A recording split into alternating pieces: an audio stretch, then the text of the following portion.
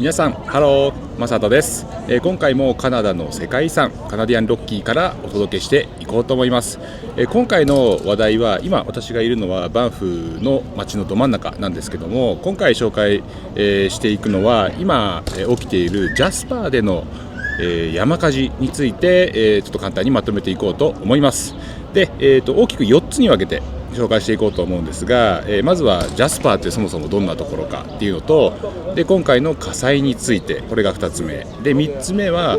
今後の火災の見通しについてです。で最後に観光であったりツアーへの影響ってあるのかなっていうところを、現状をお伝えしていこうと思います。ではまず1つ目、そもそもジャスパーってどんなとこですかっていうところですけども、ジャスパーはカナディアンロッキーの中にある町で、ジャスパー国立公園の観光の中心にもなっている町です。町の大きさはバンフの大体半分ぐらい、人口が4500人ぐらいで、1年間に世界中から250万人の観光客が訪れる町です。でこの今バンフからは北に大体300キロぐらい離れている町で、近くの国際空港はエドモントンという町になります。そこから、エドモントンとジャスパーはだいたい車で4時間ぐらいの距離というような町です。で、このジャスパー聞いたことある方も多いと思いますが、バンフと並んでカナディアンロッキーの観光の拠点となる町として有名です。でじゃあどんなところが、主な観光スポットかというと、一番有名なのはコロンビア大氷原、コロンビアアイスフィールドと言われる、氷河が間近で見れる場所であったり、あとは、湖、特徴的なのはマリーンレイク、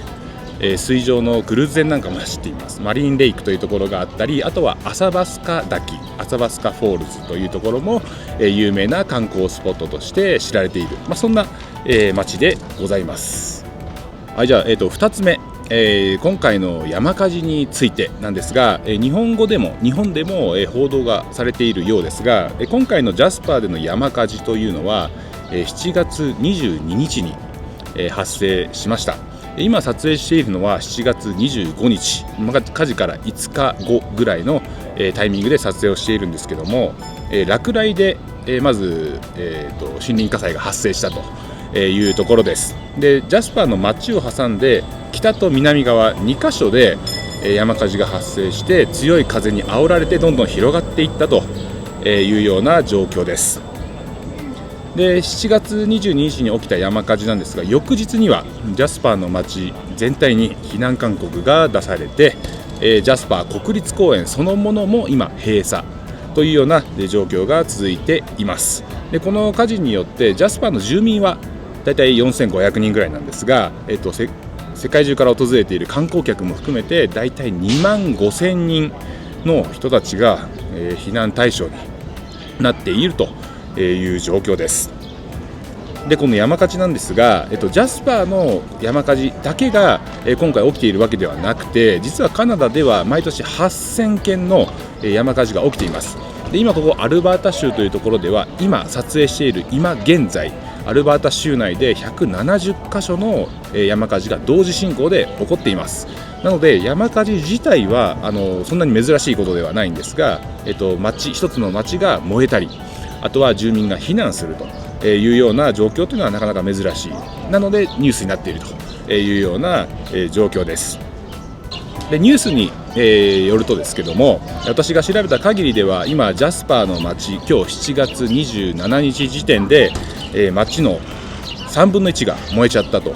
いうような報道も出ています。1100軒ある建物のうち350軒ぐらいが燃えてしまっているそうです。でこの消火にはバンフからも消防隊が行ったり、あとはオーストラリア、ニュージーランド、メキシコ、南アフリカ、世界中から400人を超える消防士が駆けつけて今消火活動に当たっているというような状況です。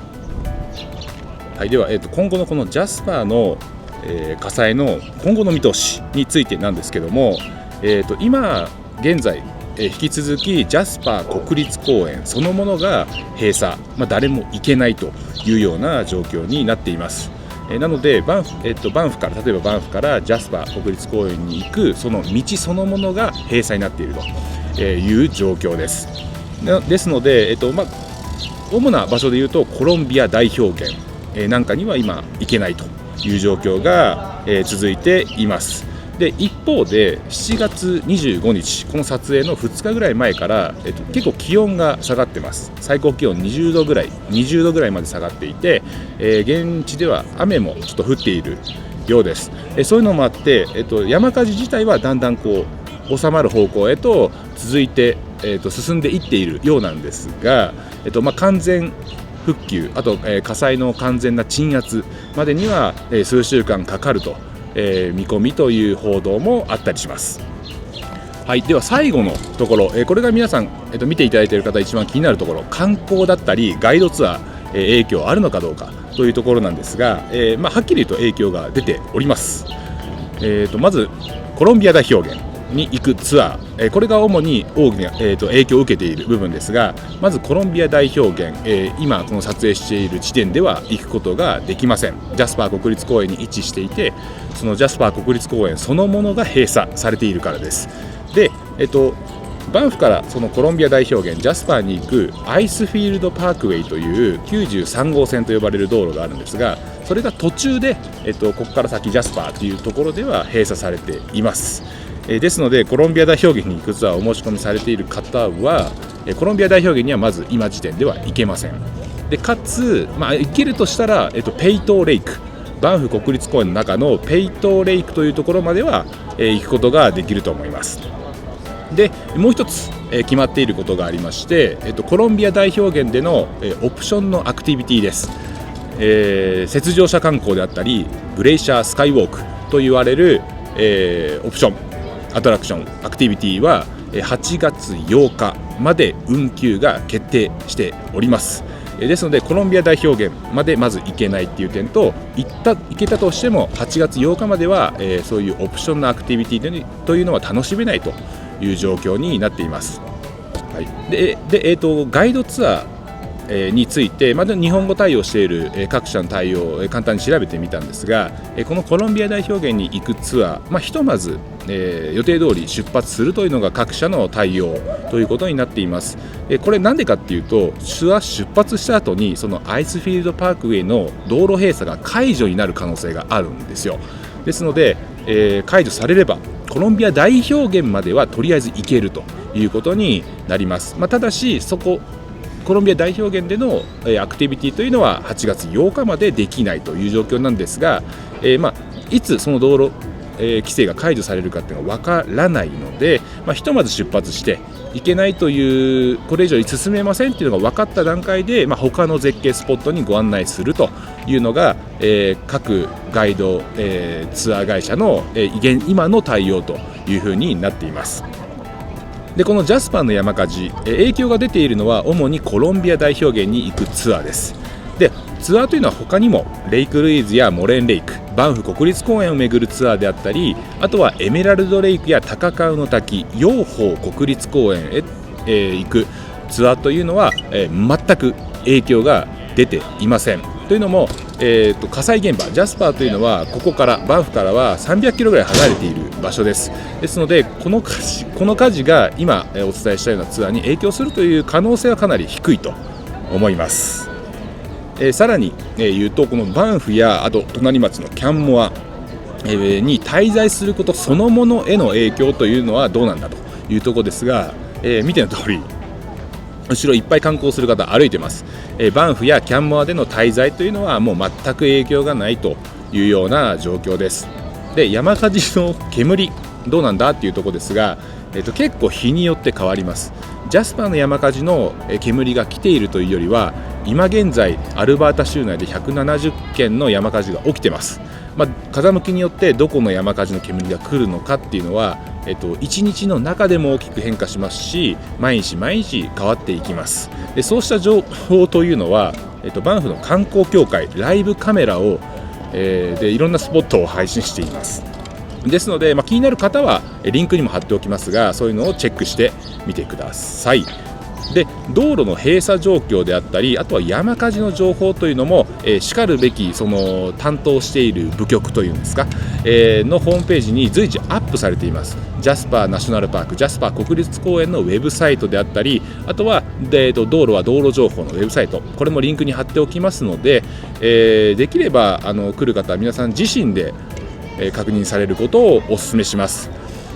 私も現地に今バンフに住んでいますが、聞かれるんですよ。今後の見通しどうですかとか聞かれるんですが、正直分かりません。でバンフのジャスパー、その現地には誰もいない状況です。ですので正確な情報というのは住んでいる住民ですら分からないような状況です。でお伝えできる情報というのもそういう現地当局の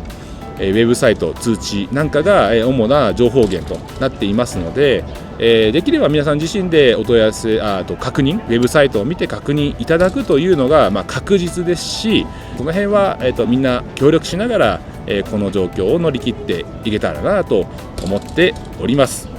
で今回お伝えしている情報というのはあくまで私正人調べです。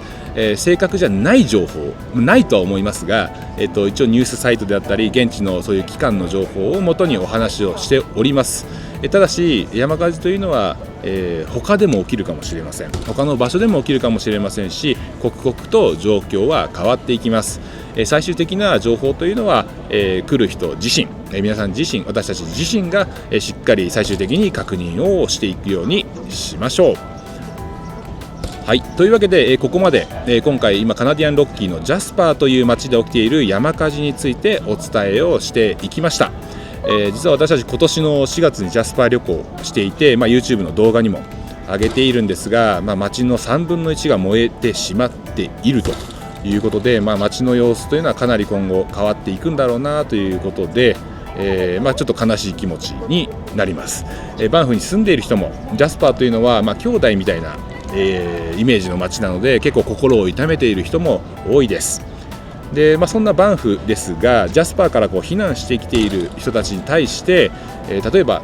レストランであれば飲食、